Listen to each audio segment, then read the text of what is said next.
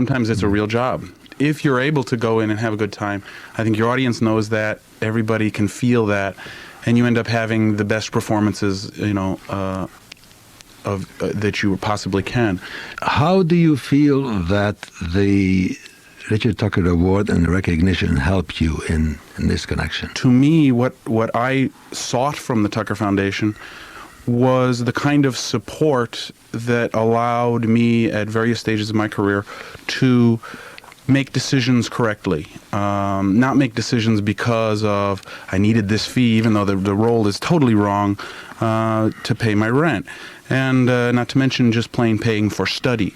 And so when I first came to the Tucker Foundation in, I think, '84 to apply for a study grant, etc., it was with that desire. And indeed, I got a study grant in '84, and it accomplished all those goals. When I received the award in '88, it did that in a different way. I was at a stage in my career where getting work per se was not a problem. But again, the problem I mentioned before is even magnified. You're asked to do more and more roles in more and more important places that start to test your ability to stick to your guns as far as your repertoire and stick to your guns as far as your ideals. And the kind of resources that the Tucker Foundation allowed me to stick to those guns. Paul PLISHKA, you have been a valued member of the board of the Tucker Foundation. Do you approve the kind of competition that this particular honor requires? In other words, instead of, here the candidates, those who apply, are actually invited and recommended rather than freely entering. What I felt is that before the Tucker Foundation, there was always sort of a gap. I've always said to young singers, it's easy to get here, in quotes. It really isn't, but it's easy to achieve that point, or it's many people do achieve the point where they can be a professional singer. But then after that point where you arrive, I said, now half the work is done. Now you have to sustain yourself. Now you have to survive what it takes to have a professional career. And getting there is only half the battle. But from that point on, there was always a gap. There was no one to help these young singers, teach them how to carry themselves, present themselves, dress themselves, whatever. I mean, we all come from sometimes very varied backgrounds. And there was a hole, a gap. And what the Richard Tucker Foundation has done is fill this gap. They take these really promising people who've done half the battle, and then they take them from that point and teach them how to survive in the real world. Because up to where the school is, the education part is really an unreal world. You're really not competing in the everyday business of opera singing or singing, period. Yes, I believe you're absolutely right, that it is difficult enough to reach a certain plateau on your own and based on your own talent. Once you get there, to sustain that plateau and to improve yourself in many, many areas, the singers have really a tough road ahead, because your career is by no means at its peak when you get your first break and you reach, let's say, the Metropolitan Opera. Well, now we are going to hear musically from these two gentlemen who've certainly gotten there. And first from Mr. PLISHKA. One of his recent recordings has him as the bass soloist in Verdi's Requiem. And interestingly enough, there he is in the company of two other Richard Tucker Award winners, Susan Dunn, soprano, who is the winner of the main award, and Jerry Hadley, who won the career grant some years ago. The mezzo-soprano in that recording is Diane Curry. It is a recording with Robert Shaw conducting the Atlanta Symphony Orchestra and Chorus, and we are going to hear Confutatis, the bass solo. Confutatis maledictis, omni sacribus adictis.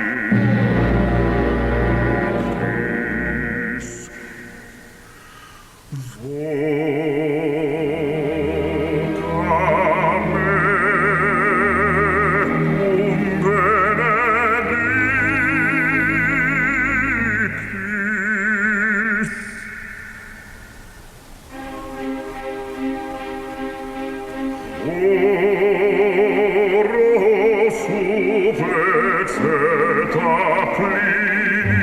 maledictis,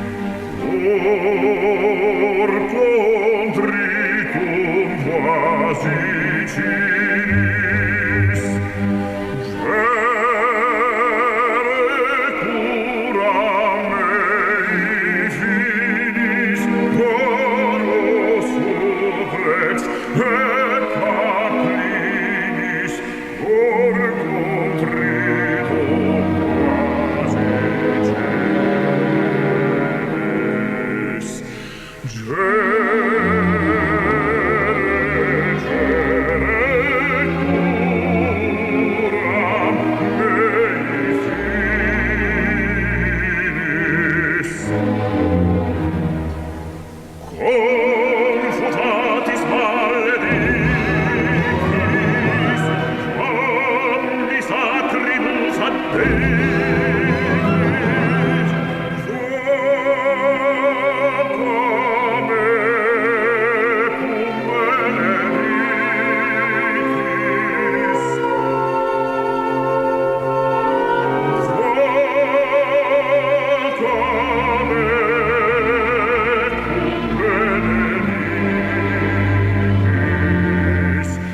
vocam ecum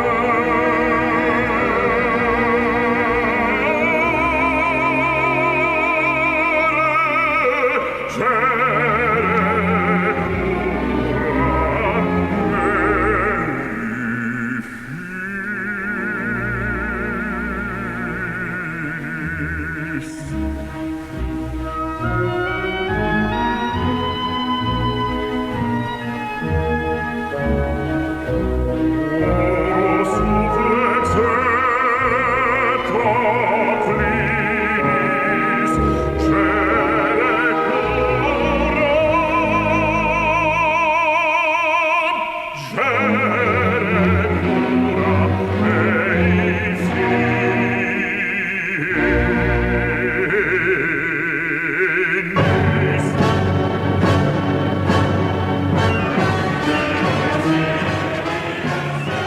And here is where things are getting violent indeed in the Verdi Requiem.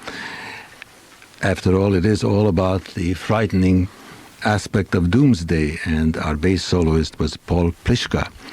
And Mr. PLISHKA has just informed me that this was his third recording of the Verdi Requiem. Yes. And in addition to which, in January 1986, he performed that bass solo right here in the context of the Richard Tucker Foundation Gala, at that time in memory of the late Sarah Tucker. Now we're going to turn musically to Mr. Richard Leech, and we are going to hear him in the aria, the very, very popular aria from Cilea's L'Arlesiana, and this is a private recording.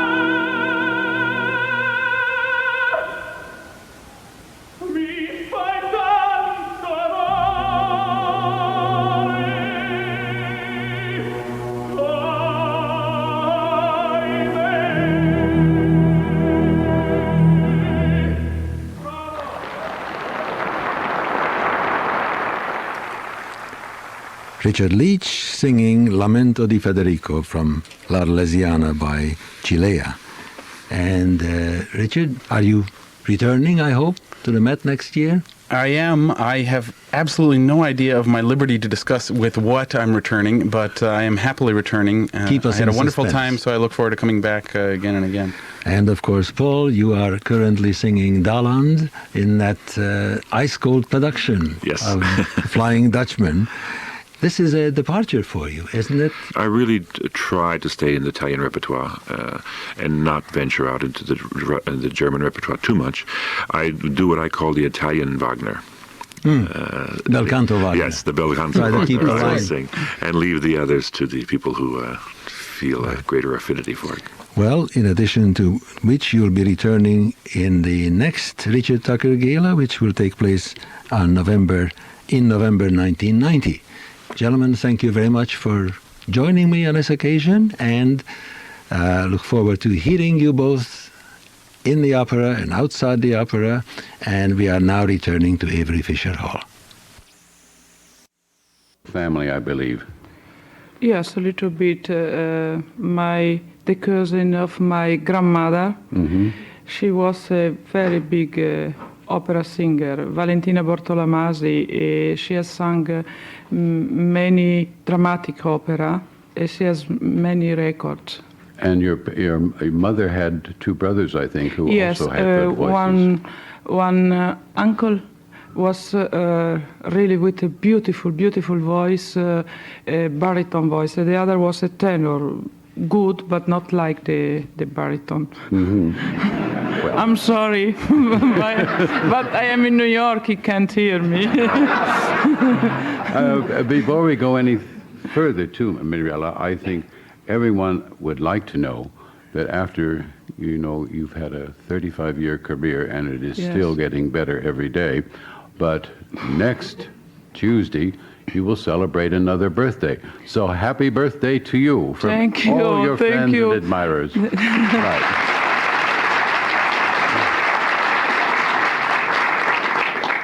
How old were you when you first knew you had a voice? They say to me, I started to sing when I was 5 years old. I tried to sing the maid scene of Lucia of Lammermoor in the record that I am maid. and my father he said, what you want to do? This is Trotti del Monte. You are crazy, little girl. Later, at 10 years old, this uncle, the tenor, he started to push me, want to hear me if I remember Lucia. After I think 2 or 3 hours, he prayed me to sing. I was really afraid. I start to sing so easily, no problems, everything, I don't know. And they start to scream, to call my grandmother, my mother, Mirella, she has a voice. He discovered me. Slowly, I start to study something. I'm here after a long time. You won the Viotti competition, I think, in Italy, at which time Beniamino Gigli heard you. You were when only I- 16 then? No, 11. I 11. was 11 years old. And he listened to me in Rome. I sang Un bel di vedremo from Butterfly. And he said, my dear, you have really something, but please, you are too young. You must take care of your voice. You wait, and you can start at 16 or 17 years old to study. And I listened very well. And this was something for me, because always I was improved in listening and to think about what I must do. And for this reason, I think I'm still singing, perhaps. How old were you when you first knew you wanted to be an opera singer? Always, I said, when they asked me at 5 years old or 10 years old, they asked me, what you want to do? I want to be an opera singer. I don't know why, but this was my really first wish. And later I made my debut in Modena, in my town. I was 19 years old in Micaela, Carmen. And your What I can say. it was un successo, un gran success. I think so. It Yes. was really incredible. I have a very nice memory because all the people from the top the gallery, and they sent it to me a very big flowers or roses. And they said, "We are with you," because for many years I was there with them to see, to listen to the opera. It was really something. And you have an equally famous compatriot from Modena, Luciano Pavarotti. Lucianone. Yes. No, he's a slim. I can't say Lucianone. No. He's lost a lot of weight. Luciano. Yes, he's my good friend. We grew up together, and we are like sister and brother. Really. And you sung with him many times too. Oh yes, many times. I can say it. Luciano, he was singing in the chorus of the opera of Modena. I have sung one lieu when Luciano was in the chorus. Incredible. And everybody said to him, Luciano, with incredible, beautiful voice, you can't stay in the chorus. You must try to do a career. And finally, he decided to come out from the chorus. And thanks God. The world joins you in that wish. And then you made your Metropolitan Opera debut in 1965 as Yes. Mimi in La Bohème. Yes, in the old Metropolitan. In the old Met. Yes. And that is almost a signature role for you. Is it one of your favorite roles? Yes, I love really much because Mimi is something I think is very, very nice for me. But also I love the others roles I still singing. Because La Bohème is also Pavarotti's lucky role, he says. Yes. He has made his debut in every opera house in the world singing Yes, Rodolfo. it's true. And I have done really the incredible production of Zeffirelli with Karajan in La Scala in '63. It was really something. Well, your association with Karajan and Salzburg began in 1966. Yes. And that was really sort of a mystical meeting of minds. You and he got along like a hand in a glove. Yes, because the first time we have sung together was in '63 with this poem in La Scala, and later Maestro he asked everything, but really I can't sing. I was so young. But when he want to bring me to Salzburg was Micaela and Carmen, and I was engaged before. And Maestro said, "Doesn't matter. You can arrive to the general rehearsal. For me, it's okay." And I arrived one day before, and it was fantastic. The relationship between us, because we have the incredible feeling with Maestro Karajan. Without speak, we were always together, no problem, the same piano, the same forte. I was really lucky to have this with him.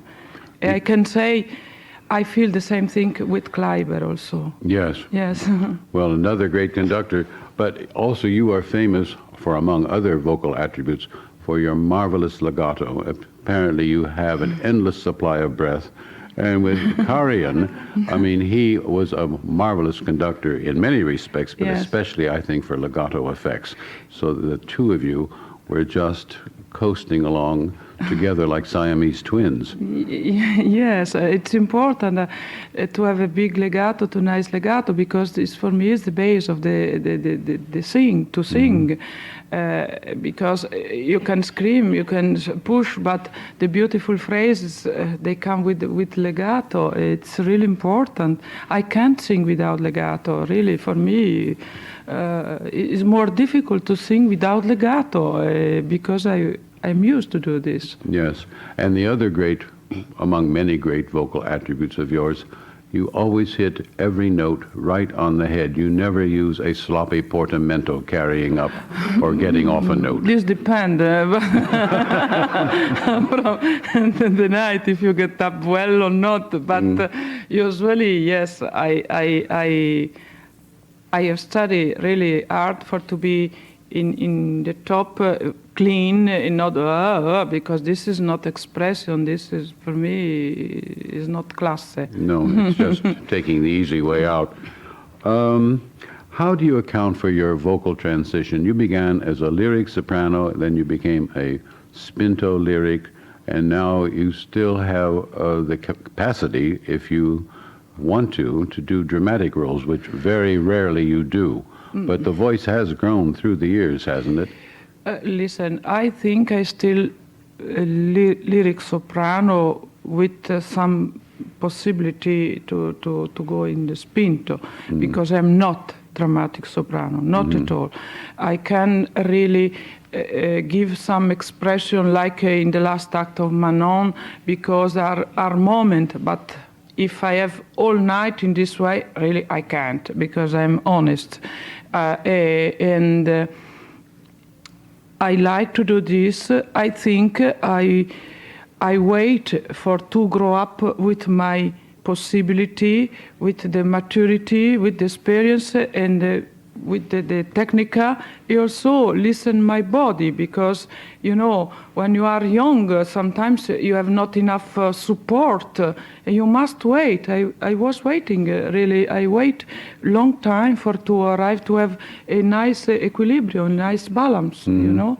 And now I can do this opera enough easily, because they don't put me really in trouble. Good.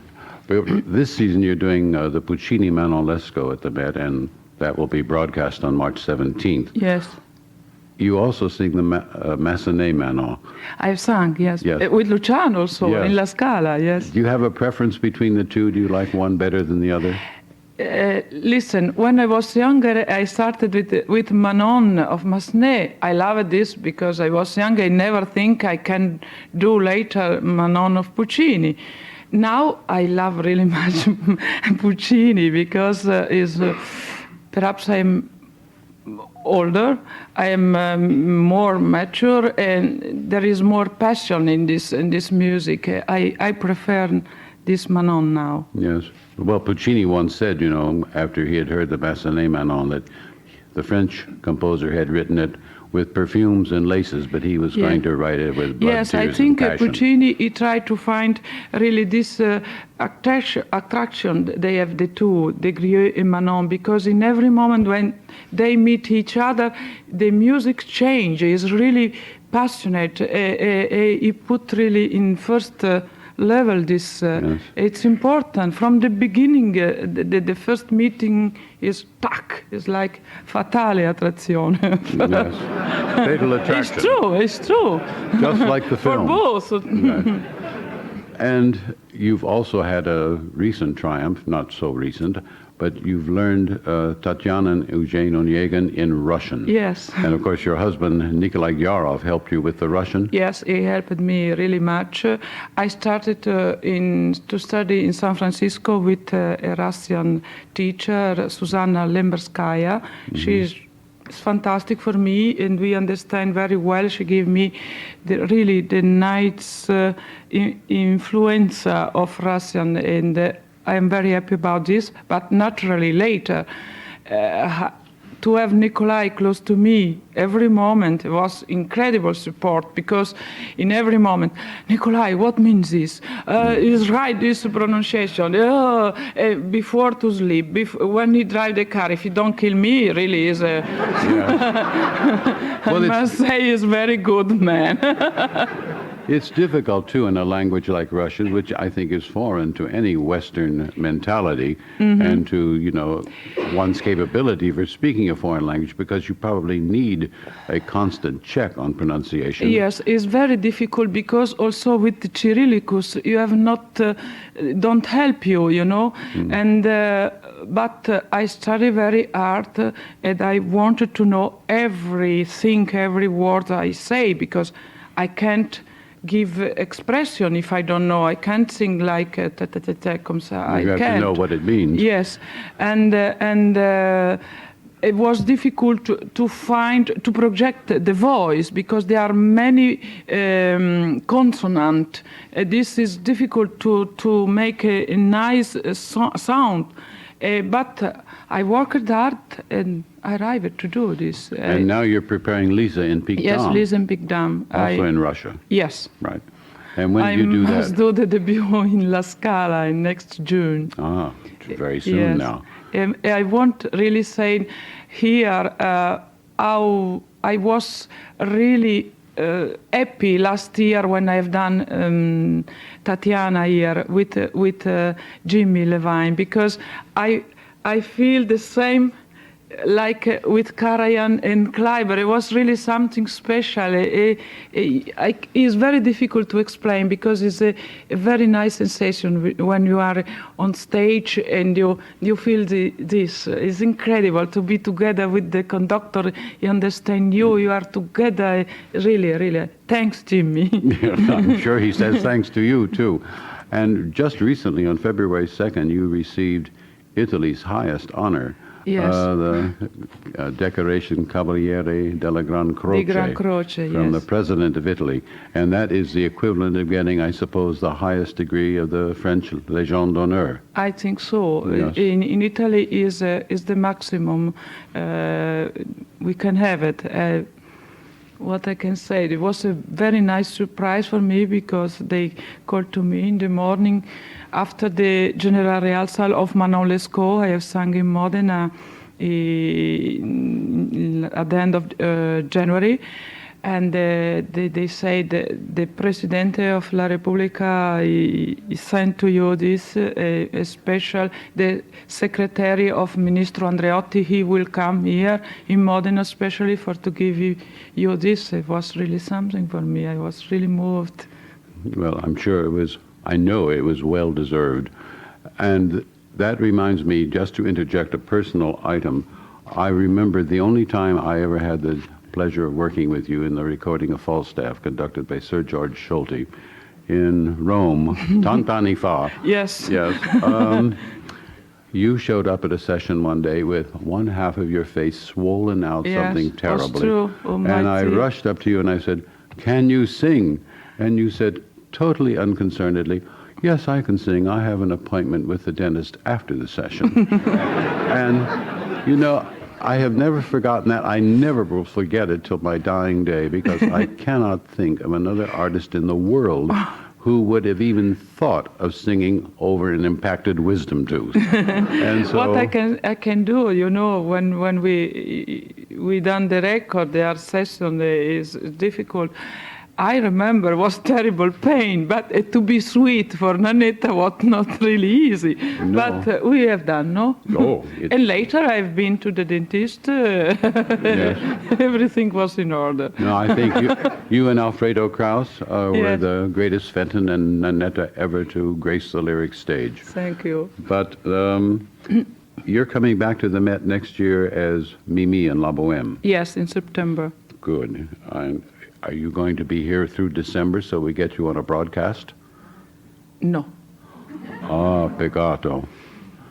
We're not very lucky. I am engaged in another theater, I'm sorry. Well, you have time to cancel now.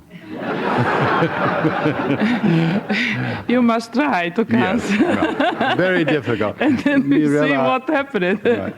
Mirella, I wish we could continue, but unfortunately our time is up for this afternoon. Thank you very much for being with us. To everybody here. Right. This is Richard Moore returning you to Peter Allen on the Technical Broadcast Booth.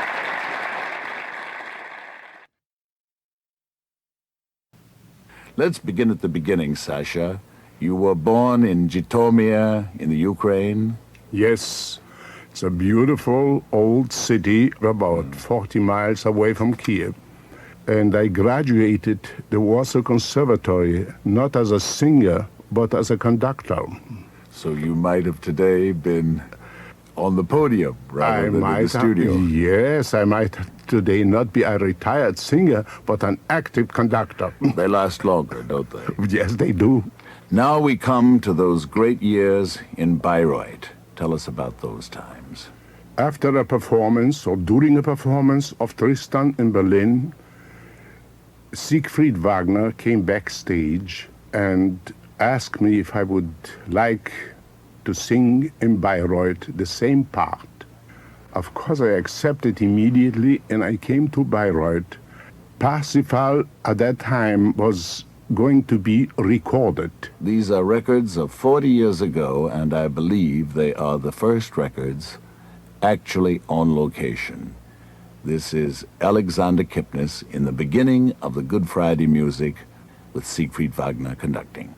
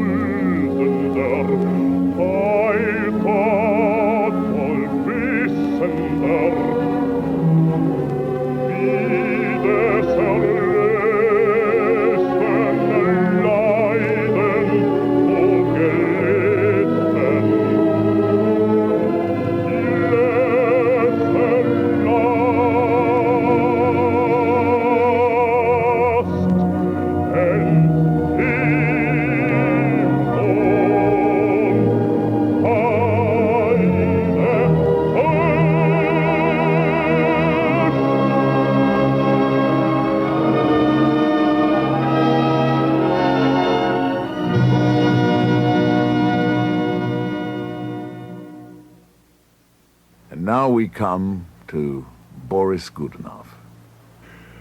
I sang this opera in concert form in German. Then I decided it doesn't sound as good, neither dramatically nor musically. And so I restudied the opera in Russian. I sang this opera in many, many countries. And no matter in what language the rest sang, I sang it also in Russian.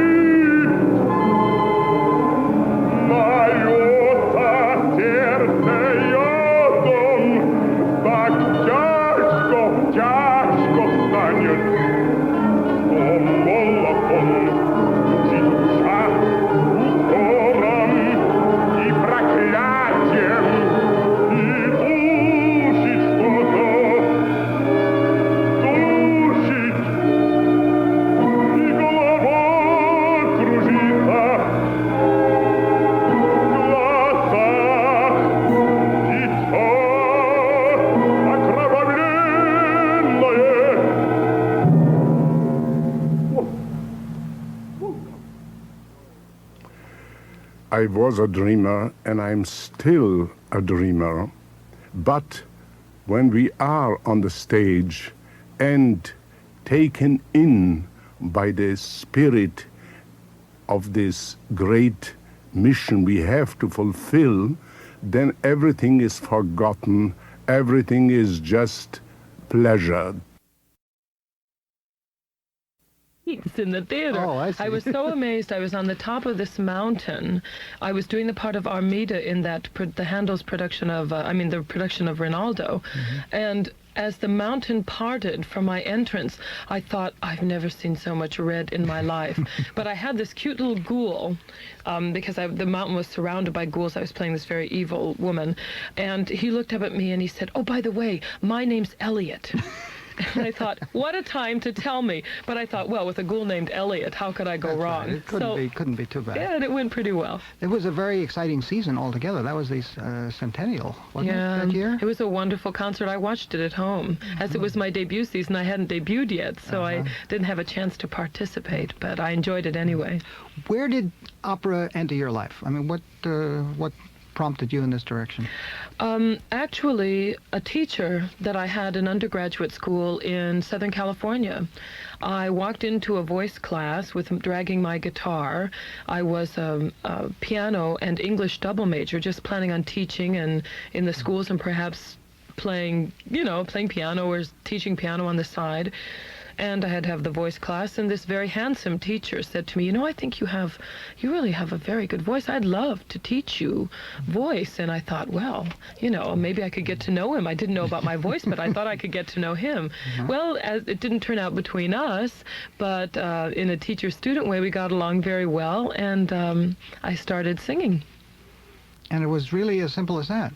Pretty much, yeah. You grew up where? California? In the Los Angeles area, Pomona, California, exactly. And I did, all of my studies there, my undergraduate school and graduate school. And it really wasn't until I got to graduate school that I participated in my first opera, which was Tosca. I haven't done it since, but I've loved it ever since. Of course, it was in a tiny theater with my teacher in the pit, and I studied with the same man now for 16 years, who was in my graduate school, and you must give him credit. I do. David Scott, Cal State University, Northridge, and I was very lucky. I had the attention of the late Kurt Herbert Adler, who brought me to San Francisco to be part of their affiliate artist program, and also in the beginning Beverly Sills brought me to the New York City Opera, and then one thing led to another, and pretty soon I've been here for 5 years, and I don't know how it went so fast. Well, it has been wonderful to have you in so many different roles here. Thank You're you. doing 2 this season, right? Donna Anna and what? The 2 new ones, yes, would be Donna Anna in Don Giovanni, and also Marguerite and Faust.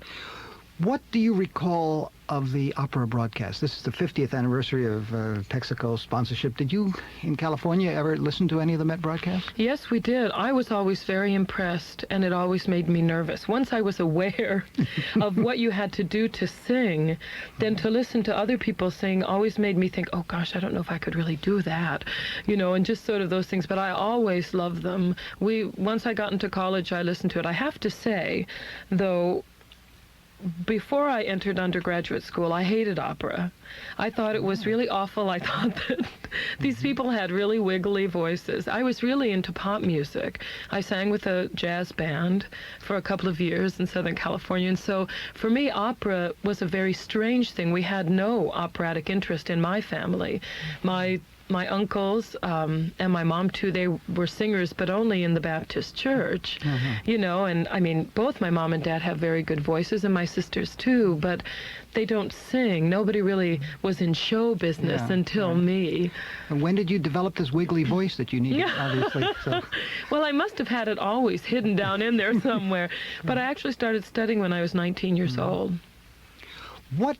I'm wondering if perhaps one of the elements that put you off opera was the fact that it seemed to be more artificial than singing jazz, where you really get into the lyric and everything comes sort of, as I say, hangs out.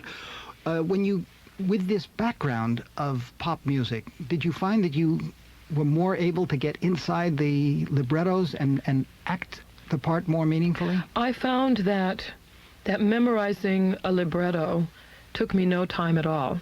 I memorized that part of this business very quickly. I'm a very quick musical study, and I'm sure it comes from that background where lyrics, it's nothing to sing a jazz song with 10 verses, and it was no problem for me to memorize that. And I'm sure that the realistic thing, or how I felt about jazz, is what helped me, though, later in opera.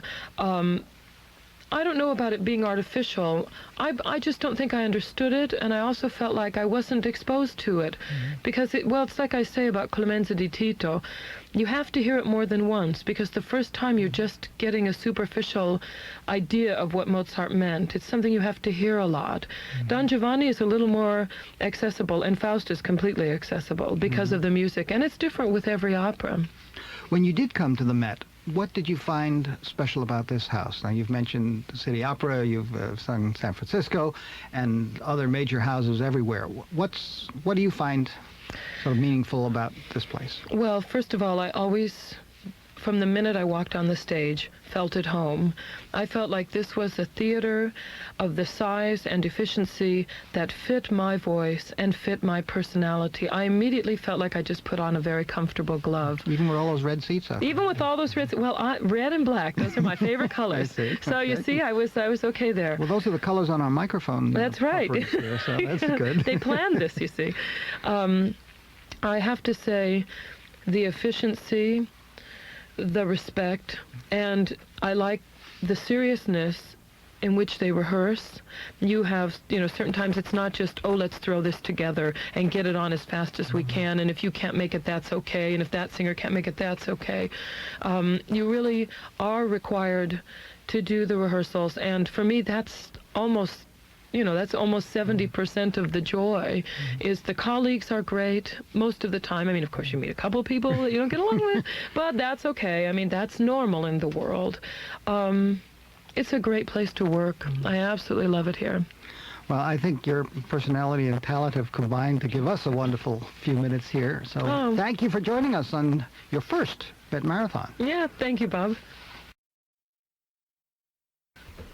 May I tell this? It's By all very means. funny. It's Of very course. funny. The day of the performance, all morning or afternoon, there was a rehearsal on stage, parade, French thing. And one of the children couldn't hold the balloon, a blue balloon. So the blue balloon with helium went up to the ceiling and came down exactly when I did my evening star. Came down on stage behind me, and I turned around, I saw this big blue balloon. What to do? So I tried to carry it out, and so I did. And from the, how do you call it, the men who do the lightnings, they gave me a spot, and I was leading out the blue balloon instead of the evening star. Well, it's next best, I guess. Yeah. What did it mean to sing here? First of all, I was very anxious to come here, first of all. And secondly, I was already nervous, very nervous to sing in this, on stage of this most fantastic house in the world, And Otto Schenk, who did the staging, he said to me, come on, I'm going to help you, because I came to the Met in earlier days. And Jimmy immediately embraced me and was very nice to me. And so they made it easier for me to start over here. And then we had a fantastic time for the rehearsals. And I must say, I was very lucky then, Bernd WEIKL, next week, the first live Texaco broadcast will be Die Frauen Schatten, and you sing Barak in that. How do you see the role of Barak? There's so many symbols in this opera. Oh yeah, far too much symbols. Well, I would say he's a timid, probably shy man who was not able to convince his first lady to be his spouse, But he is not crazy. He is not uneducated. He is just a normal human being who tries to have a good relationship to his wife. Mm-hmm. That's Barak. I mean, the play has 3 different levels. On the second level, there's the emperor and the empress, and the third is another one. And all those 3 levels play together and have a result at the very ending. The result is, in my case, that, and it's very rare for me on stage, as being a baritone, that the baritone gets the lady on stage. That's very rare. How do you survive doing these parts with the big orchestras and the? Well, this is a lot of physical training, which I would recommend to all my younger colleagues. I'm really doing a lot of physical training besides of the vocal training, because the body, human body, has to be prepared for such long and very demanding singing. The vocal cords are so little, so tiny things, you cannot force them, but you can force your diaphragm, you can force your whole body muscles to keep the tension for for the vocal cords, you know. It's like the human body is like, let me say, a bass, you know. A string bass? A string bass. And the strings, they sound, but the sound is produced, the big sound is produced by the body of the instrument. Mm-hmm. And our body has to produce this sound, and the vocal cords only swing, that's all, you know.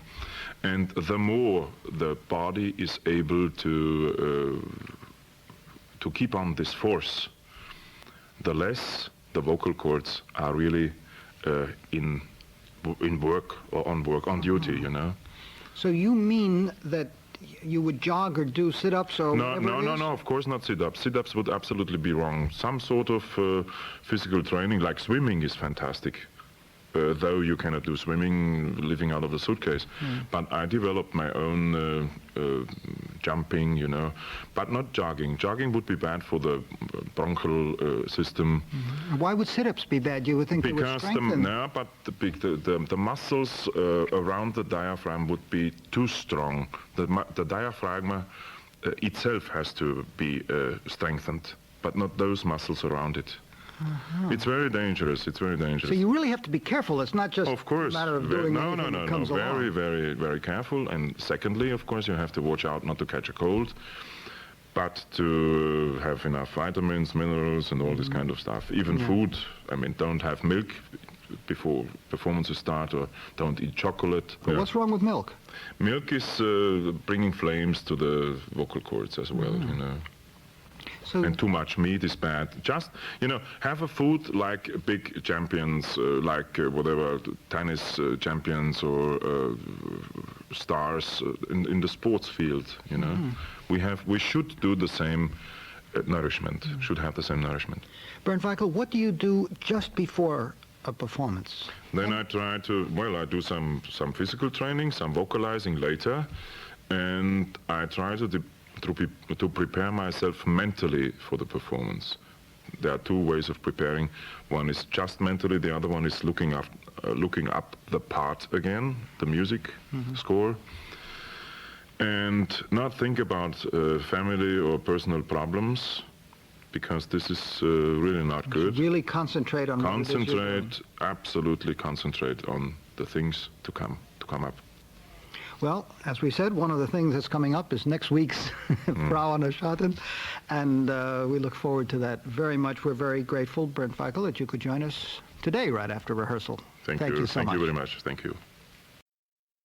Better for it? Well, I like to think so. No, the ring is one of those things that you never feel like you've learned it all. And I remember when I was doing my first Valkyrie in Baltimore, and Hans Hodder was there. He was the person I studied Valkyrie with, and in an interview he said that it takes about 100 performances before you start to understand the role. Where are you up to? I'm probably about halfway. The last couple of years has been a lot of Wagner, a lot of rings, and in fact it's getting to the point now where I'm turning down rings because I don't want people to think that Wagner's all I sing. You know, I still do the Italian and French stuff too. You were just saying before we began broadcasting that if somebody had said to you 5 years ago that you're going to be doing mostly Wagner, you would have thought they were nuts. Yeah, I grew up on the Italian repertoire, the bel canto, and the few experiences I had with Wagner, listening to it, I always turned it off. I thought, you know, I liked it symphonically, but once you put the voices with it, I thought, But I guess it was back in 81 or 82, when I first started seriously looking at Valkyrie, and I just fell in love with it. It's very addictive, Wagner, as I'm sure the Wagnerites will attest. It gets under your skin. What is it that does that? I mean, what is the special element for you? I think, well, first of all, the music is on a different plane from Italian music. I won't say that it's better or worse because we'll get a lot of letters on that, but it is a different kind of music, and with Wagner in particular, since he wrote all of his own text, the words and the music go together so well. I mean, one complements the other so well, and it's just a whole different experience. What about the vocal demands? You have these great big orchestras all the time. I've actually found, believe it or not, that the Wagner is a little easier to sing than Really? the Verdi. Yeah. The orchestra sort of propels you along. As long as you're wise enough to know, and Hans told me, for instance, in Valkyrie or in the Ring in general, there are 3 or 4 spots where you're never going to be heard, so don't even try. And as long as you know where those spots are and resign yourself to it, the orchestra just carries you along, and you ride on top of the orchestra. Okay. You're not fighting the orchestra like you are in some of the Italian repertoire. What's going to happen when you get to a recording and you don't know that part because you never bothered singing it? You're going to be in trouble. Tell us about The Flying Dutchman, new production here, but you've not done it at the Met. No, it would be the first time here. I started doing those back in '85 also, right after my first Valkyrie. And it was a departure for me because I had always thought the Dutchman was strictly a baritone role. And I've always been a bass, and now I'm bass baritone. Creeping up. Right. In Europe, they think I'm a baritone. But it's the highest role that I do, and for that reason, it poses a few anxious moments. But I love it. I mean, it's so wonderful. I mean, you just ride the orchestra in the monologue, for example.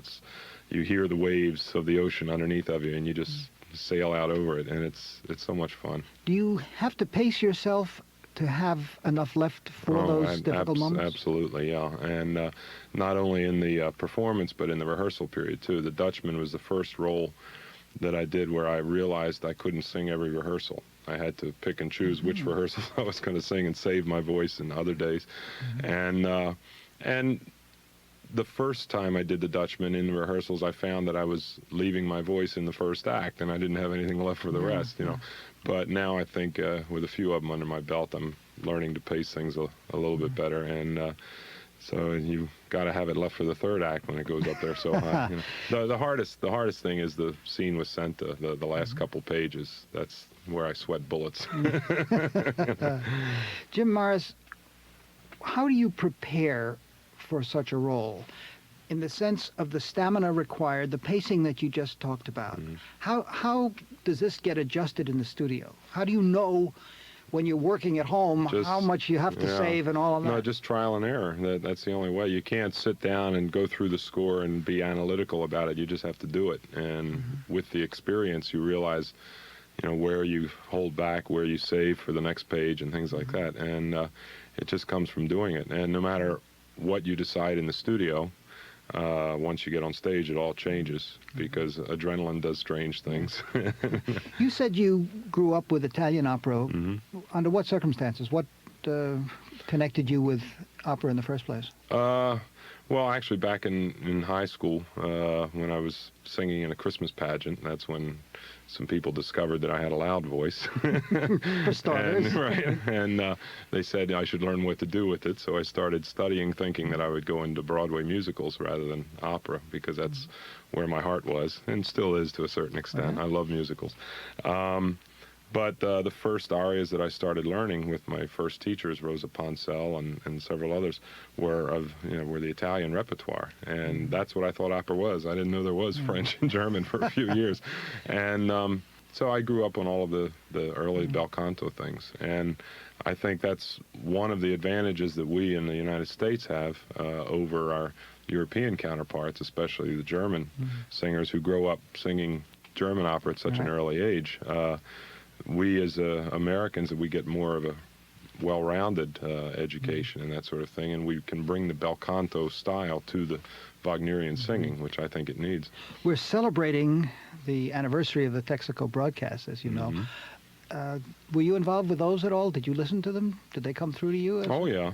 But again, when I was in my pre-teen years, opera came on the radio and I turned it off. I thought, oh, that's a lot of yelling and screaming. But my parents took me to opera at a young age, and I started listening to them on the radio. So there's hope for our teenagers who don't like opera. In the sense no, I mean, without Texaco, without the broadcast, I don't know where opera would be in this country. It serves to fill quite a gap for people who can't get to live performances. Well, we are delighted that you got to this broadcast. So, James Morris, many thanks.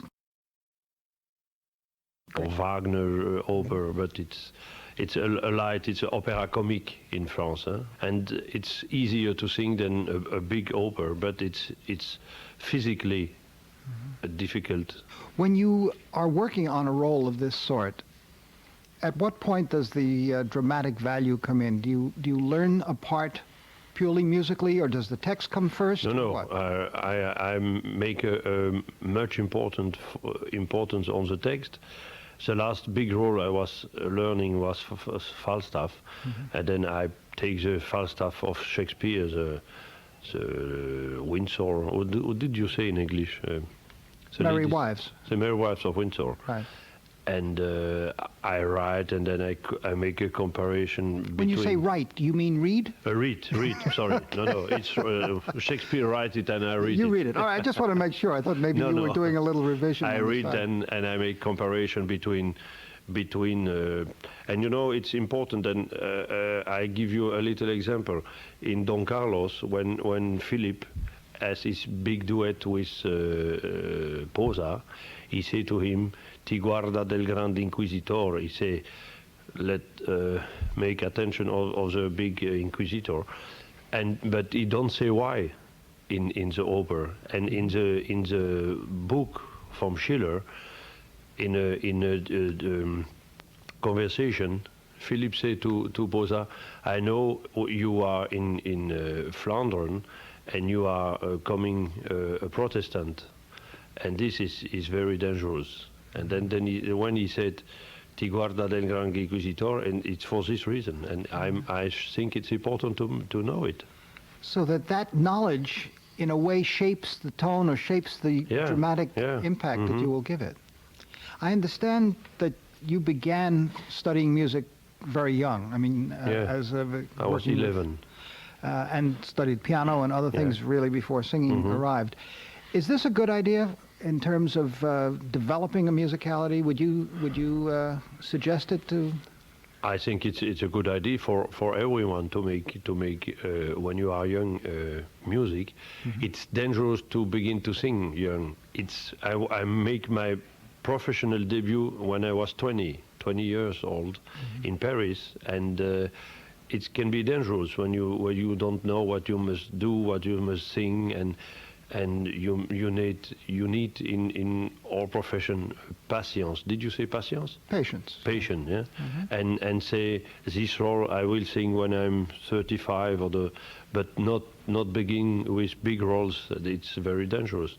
José VAN DAM, at this point in your career, are there still certain songs or roles or anything that you're saving that you feel not yet? No, I must say I know next year I'm 50, and I am singing what I want to sing. I have roles I refuse to sing, and one of the important roles is Wotan. And Bayreuth asked me for Wotan with Scholti. It's years ago, and I refused. And I think Wotan is not for my style of voice. And when I don't have a good feeling for a role, I don't sing it. So that is still part of your requirement as a singer, is to know what you can do and what you shouldn't. Yeah, it's very important. Yeah. Then when when you are young, you have a teacher, and he help you. And then after, when you begin a career, many people said you must sing this and you must sing that, but the only person knowing very good what you must sing is yourself. Is it helpful to your operatic work to do concert as well? Yes, I love very, very much, and I must say in let's say 3-4 years, so I should like to make a stop with opera. Oh, really? Yeah, and make more Liederabend and French songs on concert, and oratorio. I love very much too. You made your debut at the Met here, actually. 75. 75, almost almost to the date, just last week. Yeah. You know, I was here first time for Carmen, but then I come back for Wozzeck, and I come back 2 or 3 times for Pelléas and Mélisande. I like it. Well, we certainly like it, and look forward to the Hoffmann, which is due for broadcast on the 23rd of this month. Yes. So, many thanks. Fast and 1,000 performances in all. So this is a very pivotal point in your life. For me, it's very important to make this occasion here in New York in the Metropolitan Operas. I think for me it's like a home when I come back to the Metropolitan. I'm very happy. I have many friends. How did you come to love for opera? I mean, you grew up in Italy, so that it's sort of in the air. For me, because in my family, everybody loves operas. I came from Emilia. You know, Emilia is the place of Verdi, of Toscanini, Pavarotti, Bergonzi, Mirella FRENI, many singers, many composers. My father, he played for 30 years in the banda. I'm starting to study music in the banda, 90 years old. For me, music is something in my life. I have other passion. Opera is not a passion, opera is my life. Haha, that's a wonderful way of expressing it. At what point did you really develop the technique, the basic technique, to go on the stage and to do these Verdi roles? After this, I went to the Maestro Giuseppe Marchesi in Bologna. The wife of this maestro was the coaching the Ezio Pinza. Yeah. For six years, I did just vocalize, no a phrase of opera. The first phrase of opera was the terzetto of La Traviata. Didn't you go crazy for 6 years doing exercises? Maybe, because my teachers said to me many times, don't forget, Leo, Beniamino Gigli did for 6 years or 7 just vocalize. This is true. And Beniamino Gigli made a debut in 1914 in Rovigo with La Gioconda. He finished singing 1955, 56. This is because of the Technica, because we must training every day. Does that continue now? Absolutely. So you really have to maintain that? Sure. Absolutely, this is not a joke. This is a very serious job. Leo, for you, what is the most important element in Rigoletto's personality, in the character that he really is? The most important is, first, Rigoletto is a father. He's a father alone with this daughter, and many times during the opera he repeats, I am poor, I am deformed, and I am a father. This is very important, to be a father. I think in many times singing the Rigoletto on my daughter, and believe in the situation. So you bring some of your own experience as a human being and as a father with a daughter to this role. Absolutely. We have many occasions in the life, all of us, to be a Rigoletto.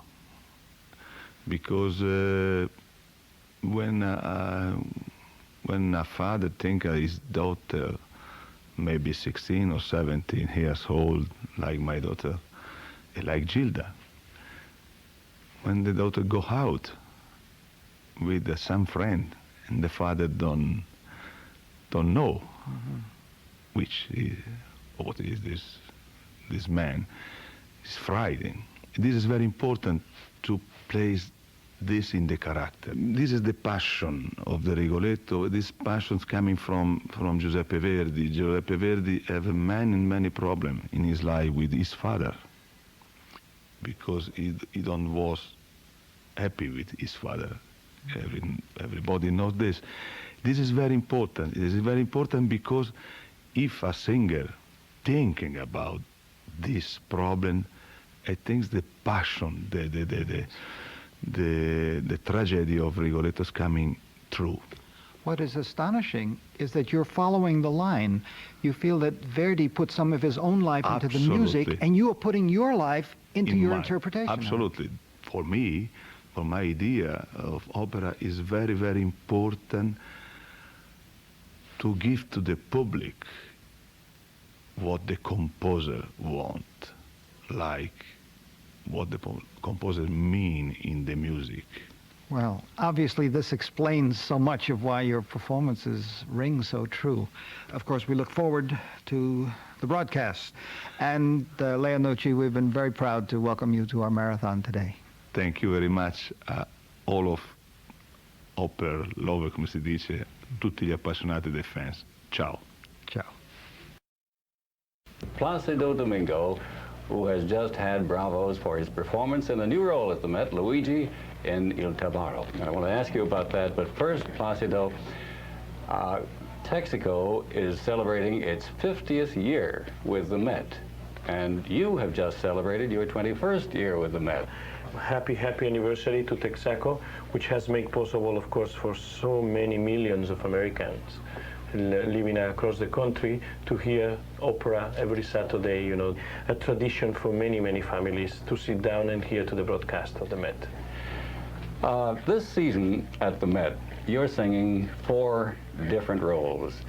Otello, later on, we're going to hear you broadcast of Samson, and that's another new role for you at the Met this year. Right. And Luigi, which you sang tonight, and you opened the season with Radames and Aida.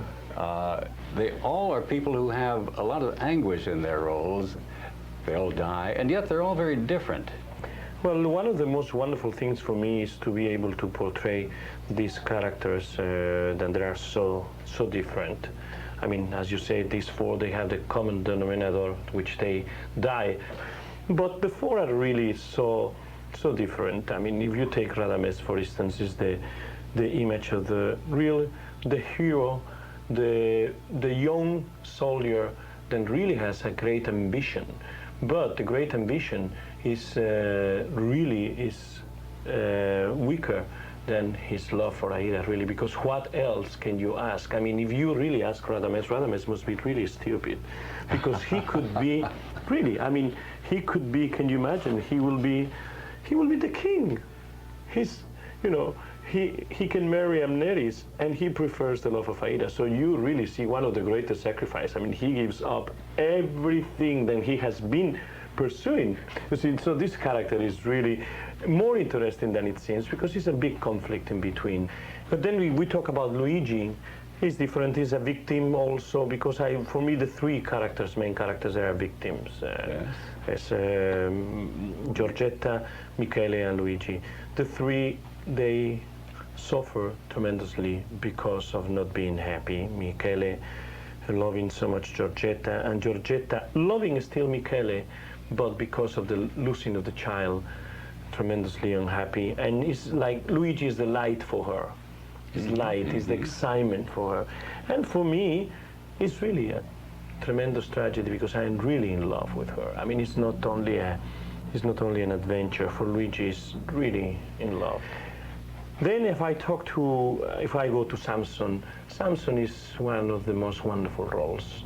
The mystic part of Samson is something else. You could be in any opera when you feel the passion of the character for a woman, or the hatred for a rival, or the ambition to conquer as a big hero. But the duty of Samson, he has been really pointed by God. The Bible tells us about this, his duty for God and the passion that he feels for Delilah. It is a tremendous conflict, and the vocal part of Samson is difficult. It's difficult because you have a tremendous orchestration to fight, and it's not a high part. I think that is one of the parts that I enjoyed more. Just quickly, I should add Otello. I mean, I have said so much about Otello, it's hardly anything to say. It is the perfect role for me, because it involves me completely vocally and dramatically. The combination of this character, the complexity of it, his love, his passion, his strength, his defeat, his jealousy, everything is grand in this. And the combination of having Shakespeare and Verdi in an opera, it is definitely a combination, an unbeatable combination. So that's the reason I have to say this is one of mine really prefer. But I wanted to talk about the future too. What you have a new role coming up. You'll be singing in Russian soon, won't you? For years I have been asking myself about the Big Dam, which is a tremendous role. It's a fantastic, it's a fascinating role. Such a stubborn character, and about this kind of obsession with the gambling. First of all, it's one of the most beautiful scores from beginning to end. Yes. The tenor part is extraordinary.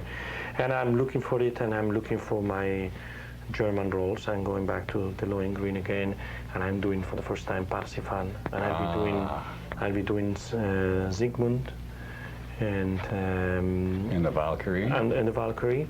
Well, we've been talking about your singing. In addition, of course, as everyone knows, you're a conductor. You're also the musical advisor of the Los Angeles Opera, and now you're the music director of the World's Fair for 1992 in Spain. Isn't that right? We are having 6 months there. Is the expo. Is from April to October, and my first thought is I want to do the operas that happen in Sevilla.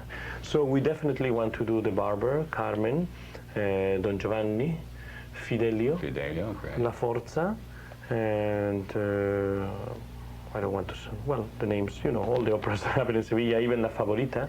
Marriage of Figaro. The Marriage of Figaro. And even an Spanish opera, which is called El Gato Montes. So that's basically what we want to do. And we are talking because if the budget allows us, we might bring different big theaters. That's in 1992. 1992. Well, more immediately, we look forward here to hearing you in Samson. And thank you very much for helping us celebrate Texaco's. People have remarked that, you know, like my husband. What started this all? What prompted you in the direction of opera? Where were you, in Montana somewhere? In Montana, I couldn't have cared less about singers, frankly. I didn't like them at all. I thought they were all dumb, which I've, in the meantime, of course, learned that that's not true. But I come from a family where my mother was a very, very talented, unfulfilled, and untrained violinist. But she, despite her lack of and privilege to get a good education, she was an exquisite violinist, as a matter of fact. She was. And I guess she recognized talent in me and my younger sister very early after we were born. And my younger sister, Barbara, really was a prodigy. She was an early developer. And my mother started me on the piano when I was 6. And when Barbara came along and just shoved me aside and just said, oh, I can play that, and she would transpose it and play it in every possible arrangement, my mother wisely shifted me over to the violin, and she started teaching me how to play the violin. And that's really where my concentration was. And then when I went into puberty, and we were also church-going people, and we were going to Sunday school every Sunday, and I joined the junior choir, and it got on my nerves the way the altos didn't seem to be able always to hold their pitch. Well, still, wait a second. So here you are, hating singers and not knowing anything about them. Sooner or later, you began hearing about opera.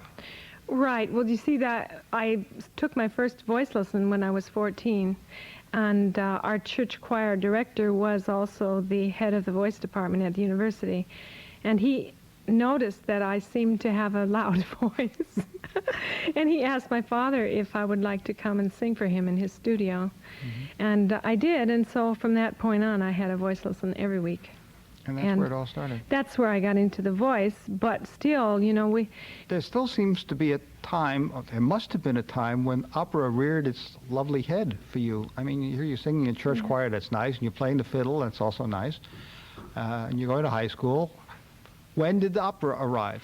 Well, to get to the point, opera arose its head when I started my opera class, performing class, at Curtis, both of which were directed by Martial Sanger, who I ever since and always will call as my mentor. Did you go to Curtis as a violinist or a singer? Both, actually. Uh-huh. So really, you learned opera as a student at Curtis. That's where it all got into you. Yes. You then went to Europe for a while. You know, I'm a firm believer that if a singer wants to follow the highest ideals, that American singer should go to Europe. That's our motherland, specifically the countries of Italy, Germany, Austria, I say, and France. And it's because, not only because of the languages, but because of the whole culture. Mm-hmm. And I always advise that. Tell us, in the last moments that we have here, about that debut, Magic Flute, 1970. At that time, I was involved with Help, Help, the Globalings, which I had done the American premiere of in Santa Fe the previous summer. Mm-hmm. And then when they brought the production to New York, it was playing at City Center in December. Then by the time the Met opened at the latter half of December, and so that I was able to do 4 performances of Papagena that happened in January of '70. I was also very pregnant at that time and very fat. So I sang 4 performances of Papagena, and that's all. Then I had my child, and then the next year, I consider my real debut was the following season in Fidelio. Edith Matis was scheduled to sing it, but I had worked with Otto Schenk, who was the director of Fidelio, already some years before that in Vienna at the Volksoper. So he knew my work. So when word came that Edith Matis was going to have to cancel the whole thing because of this foot operation she had, then I went to Otto and I just begged on knee for him to put a good word on my behalf. So we really should celebrate your 20th anniversary next December. I mean, a year and some. So that gives us a little more time to say happy 20th. Well, you've certainly given us a good time reminiscing about your life and times. And Judith BLEGEN.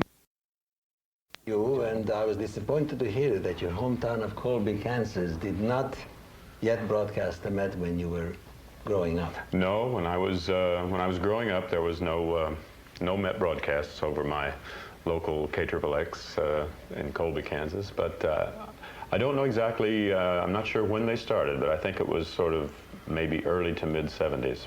By which time you were established singing with the City Opera, right? Yes, exactly. So actually you began listening to the Met in New York? Well, no, when I was in college and going to college in Wichita, then I had access to a radio station there, which I listened to religiously every Saturday. Do you recall any particularly important early impressions? Well, I can remember. I just remember specifically one time, because I had this job that I worked at one of my years in college as driving a delivery truck for a meat packing company, and I had to work this particular Saturday, and I was driving this truck, but I took along I had a little portable radio, and I took it along, and I can remember I was playing Traviata, the Traviata broadcast. It was with I think Anna Maffo and Cheryl, I think, but I can remember making my deliveries listening to Traviata. Yes, I think that this is a fairly common experience around the country, that you connect your operatic listening to all kinds of activities. Exactly, right. House cleaning, studying.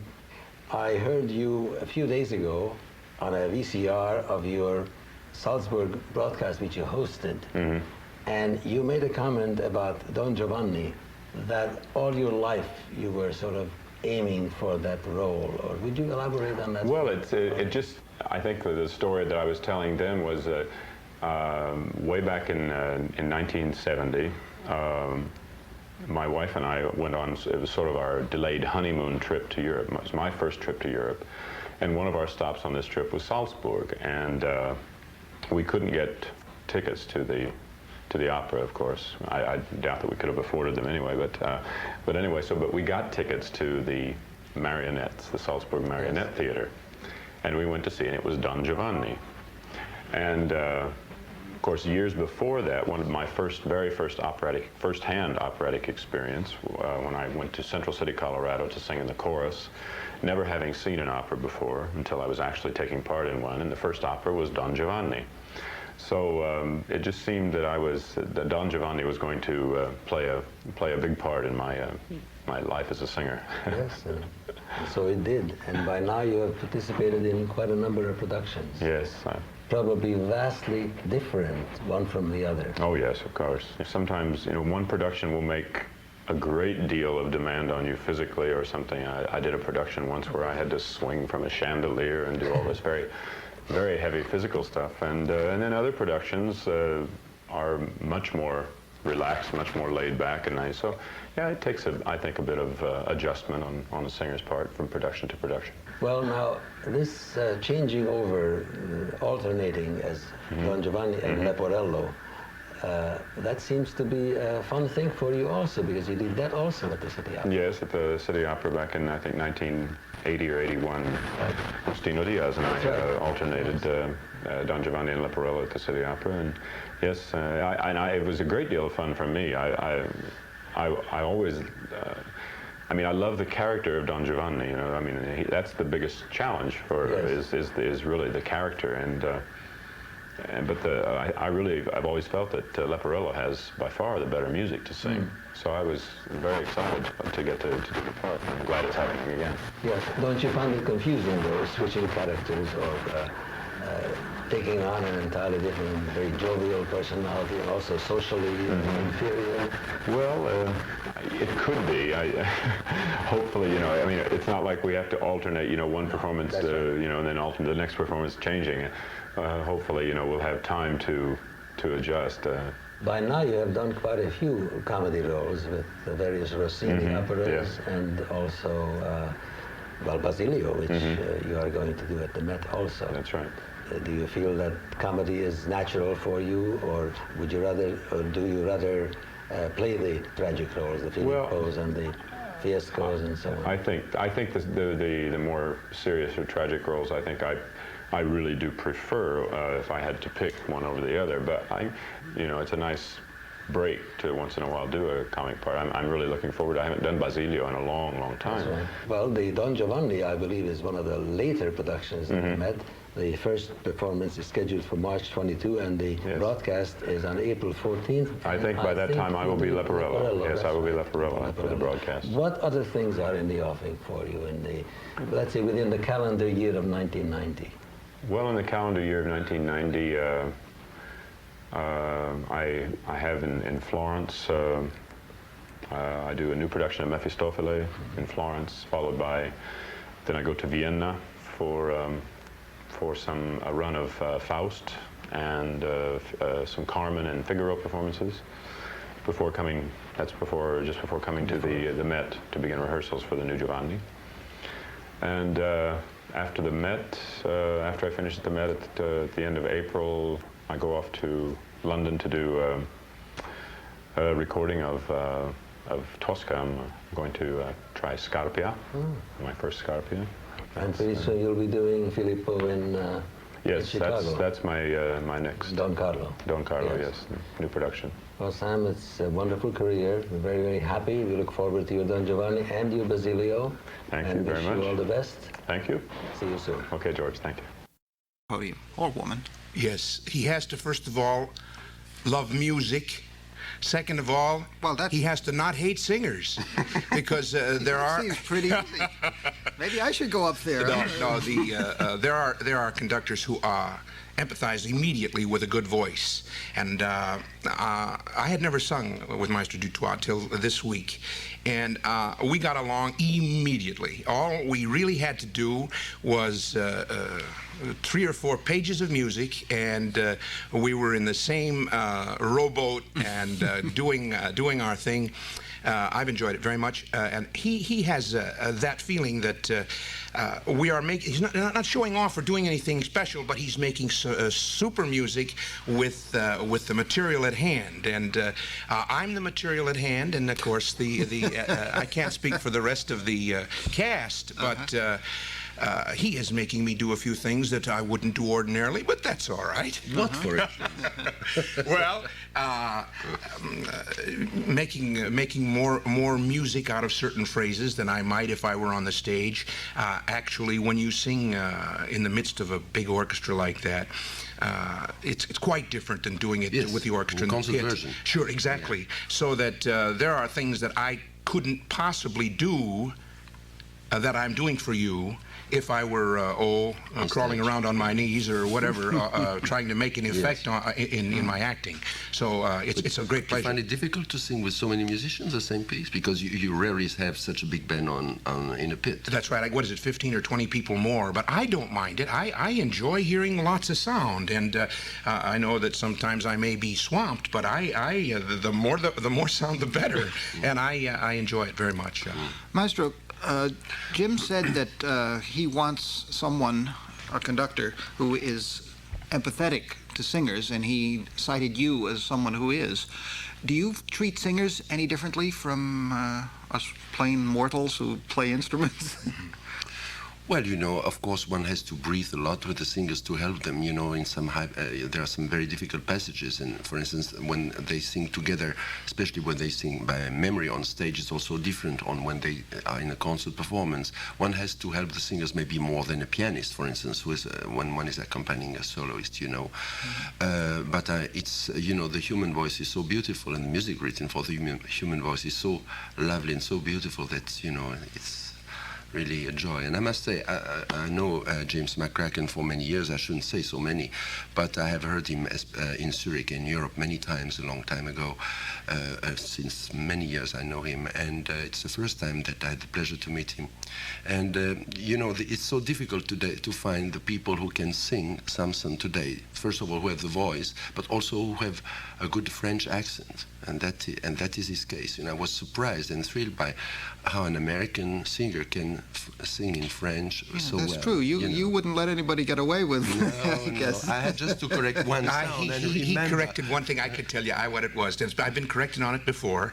The whole piece, and of course I say this word many times, and it's je t'aime. And I say je t'aime because I don't want it to go flat, and je t'aime, and it bothered him very much. So I managed to give him that. I don't think I say it about 4 or 5 times, and I don't think I probably said je t'aime each time, but most of the time I'm getting the. Why would the t'aime keep it from getting flat? There's je t'aime, or je t'aime. Now, just putting it in that little extra height, because in that particular moment I have been known to go flat, and so I've worked to try to keep it on pitch, and as a result pronounced the word a little bit wrong, but I didn't do it. No, the other night I said Tama, and I said if I'm flat, it's his fault. There's another fascinating thing, Jim. When a singer does go flat, is it largely because he doesn't hear himself going flat, or is that he knows it and can't fix it? Well, this can be both ways, sure enough, but I can tell sometimes when I'm flat, and it has to do with the lack of overtone. It generally happens to me when towards the end of a note. You know, we all of us practice a great deal how to attack a note, how to approach a note. But then after we've been on it, how we get off of it is something that nobody seems to care much about. And it can very often happen. I hear it in other singers where at the end of the note, it'll be a slight split second of a flatness that will come because of a lack of overtone just before you get off the note. And that's not what's wrong with the je t'aime, but there are a lot of things that can make you go flat. Certainly, if you can't hear the orchestra, and I might add that that's not the problem here. Well, that would seem to be. There's lots of orchestra, and it's fun. All right, we are going to represent James McCracken in Samson and Delilah, indeed with Sandra Warfield. Oh, yes. It changed my life. We met singing this for you. That's right. Yeah. We have talked many times, of course, with you about Sandra and with Sandra herself. How is she doing? Oh, she's fine. She's in great shape. We're having lots of fun singing. We just came back from Memphis where we did a concert together and had a wonderful success. So you are giving the joint program still? Sure. Wonderful. Yeah. Wonderful. Well, please give her our love. I will. We miss her as well as you here in New York, I'll tell you. At any rate, this is the recording of Samson and Delilah with James McCracken and Sandra Warfield, the orchestra of the Royal Opera House, Covent Garden, conducted by Edward Downes. How different does it sound to you? That sounded awfully good, Yes, I know. but I'm better now. I've tried to learn every year of my life, and there are certain things that I do now that are more musical, that are vocally maybe somewhat more interesting. I don't know that I have any more voice than I had then, but that's the way things are. Yeah, indeed. All right.